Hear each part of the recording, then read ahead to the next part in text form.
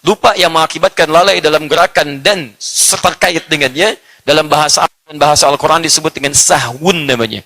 Sahwun. Maka dari sini muncul istilah sujud sahwi. Jelas ya?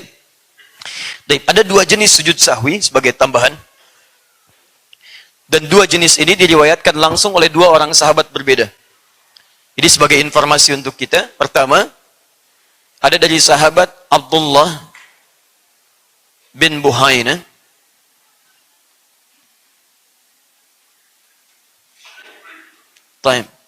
Yang kedua, ada dari sahabat Abu Hurairah radhiyallahu ta'ala anhu.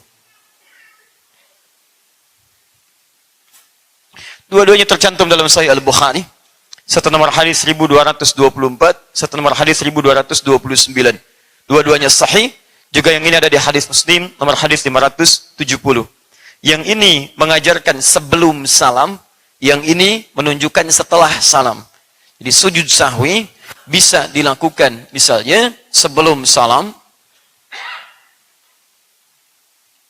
bisa dilakukan kemudian setelah salam. Ini poinnya.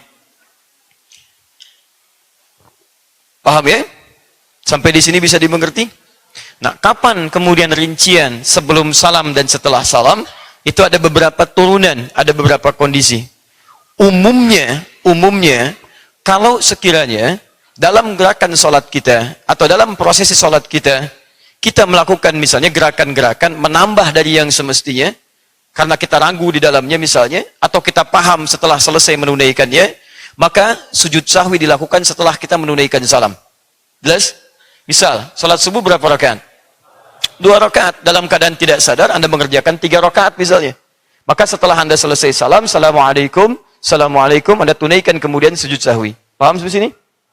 Baik, jika kondisinya dilakukan misalnya, dalam keadaan sedang sholat, kurang dari semestinya, atau seperti kondisi tadi misalnya, baiknya dia bukan kondisi yang sebelumnya, jadi sebelum kita menyelesaikan sholat, kita ragu apakah ini 3 atau 4, atau kurang dalam mengerjakan satu bacaan tertentu, maka atau gerakan tertentu, maka Anda kerjakan sujud sahwinya sebelum menunaikan salam.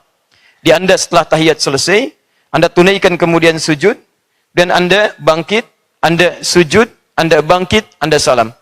Teknis saya simpan belakangan, saya jelaskan sekali lagi, jika Anda lebih dalam satu pekerjaan salat, maka Anda tunaikan sujud sahwinya setelah selesai salam. Paham? Baik, yang kedua, jika Anda tunaikan kemudian salat, saat dalam pekerjaan itu merasa kurang sebelum Anda kemudian selesaikan, atau tidak melebihi batasan yang telah ditetapkan, maghrib 3, Anda rasakan 2 misalnya, Anda sempurnakan kemudian, maka sebelum salam Anda tunaikan sujud sahwi. Paham sampai sini? Baik, yang ketiga, jika kondisinya adalah seperti kejadian barusan. Kejadian barusan, jadi belum sampai kemudian rakaat sempurna, kemudian imam menunaikan salam. Lalu bangkit lagi sempurnakan rakaat yang ketiga, maka dalam kasus ini yang paling kuat pendapatnya sungguhnya setelah selesai kemudian menunaikan salat, salam kanan dan kiri baru kemudian menunaikan sujud sahwinya. Tapi dalam dua hal ini, pendapat yang paling kuat di antara para ulama dari detil yang tadi tidak banyak mempersoalkan mau dikerjakan sebelum salam silahkan, mau dikerjakan setelah salam silahkan. Jadi kalaupun Anda bingung misalnya dalam kondisi saat dalam keadaan salat, Anda boleh memilih apakah Anda akan kerjakan sebelum salam atau Anda kerjakan setelah salam. Jelas sampai sini? Baik. Jadi jangan sampai Anda bingung, Anda sujud sahwi lagi gitu kan? Setelah Anda sujud sahwi, Anda bingung, Anda sujud sahwi lagi. Nah, tidak ya? Itu tidak perlu dikerjakan. Paham ya? Jadi silahkan Anda kerjakan sebelum salam atau setelah salam. Detailnya nanti kita bisa turunkan seperti apa yang tadi kami jelaskan. Tapi poinnya adalah, ini barangkali pelajaran, sujud sahwi dikerjakan pada umumnya dengan 2 kali. Jadi satu yang pertama dikerjakan, kemudian setelah itu dia bangkit, kemudian dia sujud lagi, dia bangkit lagi, langsung kemudian salam. Baik, apa bacaan yang disampaikan? Kita detilkan teknisnya. Misal, saya mau kerjakan sujud sahwi sebelum salam. Setelah selesai kemudian tahiyat, lalu kemudian kita bacakan sampai ujungnya, dengan minta 4 perlindungan, setelah mengatakan, innaka hamidum majid, Allahumma inni a'udzubika min azab jahannam wa min azabil qabri wa min fitnatil mahya wal mamat, wa min syarri fitnatil masih ad-dajjal. Misal, kemudian saya ingin sujud sahwi sebelum salam, maka saya sujud langsung takbir, Allahu Akbar, turun. Imam An-Nawawi mengajarkan dalam kitab Rawdatul Talibin, misalnya beliau sampaikan di antara bacaannya adalah misal subhana man la yanamu wa la yashu. Bismillah. Subhana man la yanamu wa la yashu wa la yashu.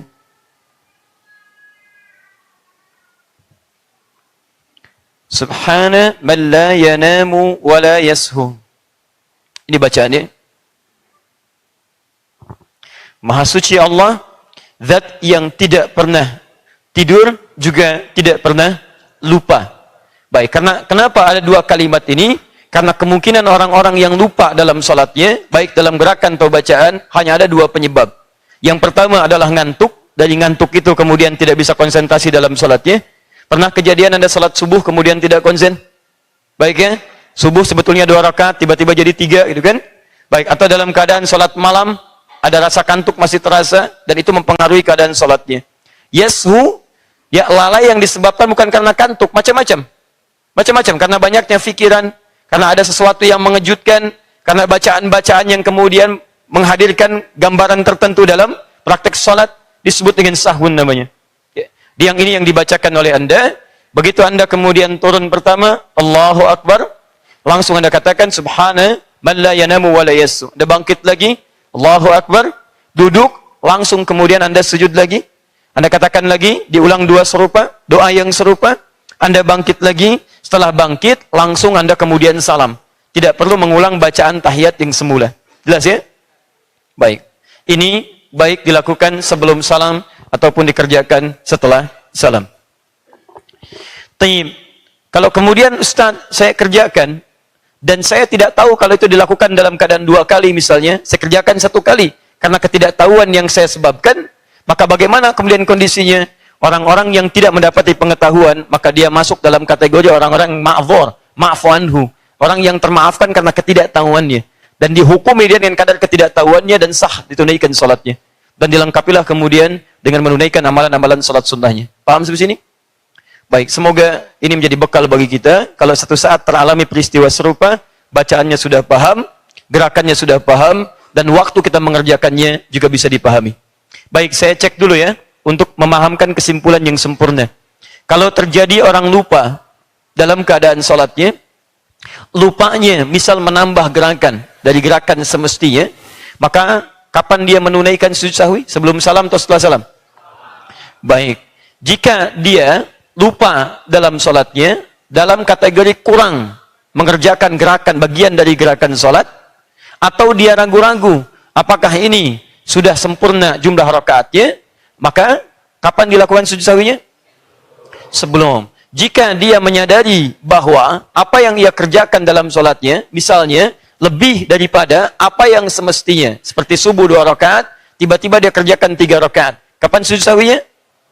Setelah. Baik, cukup bagus. Jika seseorang salam sebelum waktunya, maka kapan dilakukan sujud sahwinya? Setelah. Ada yang mengatakan sebelum. Pendapat terkuat di sini setelah, tapi tidak mengapa dilakukan sebelum. Baik, di antara sebelum dan setelah, mana yang paling kuat? Baik, dua-duanya kuat. Dikerjakan sebelum ataupun setelah. Jika dalam kondisi Anda tidak tahu apakah sebelum atau setelah, Anda memilih yang mana yang dikerjakan?